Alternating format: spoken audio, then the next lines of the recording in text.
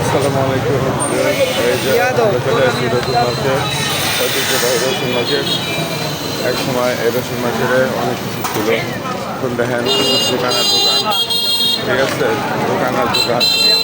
আসেন আপনাদের একটা গোল্ডের দোকান দেখাচ্ছি। গোল্ডের দোকান দেখতে হবে। হ্যালো গাইজ, আসসালামু আলাইকুম। কেমন আছেন আপনি? বলেন, আপনার গোল্ডের ব্যবসা কেমন চলছে ভাইয়া? সবাই ওনার কাছ থেকে গোল্ডের ব্যবসা, ওনার কাছ থেকে স্বর্ণ বানায় নিজের কানের জিনিস, গলার চেন, হাতের গলার সব কিছু বানাইতে পারবেন, কোনো সমস্যা নাই। অনেক সর্ব খরচের আপনার বানাইতে পারবেন, কারণ ভাই অনেক ভালো মানুষ, ঠিক আছে। ভাইয়ের দোকানদারে সবাই দেখে রাখেন, আসবেন এখানে। এই যে আমার মামা শ্বশুর, ঠিক আছে, 21 ক্যারেট 22 ক্যারেট স্বর্ণ বিক্রি করে ভাই।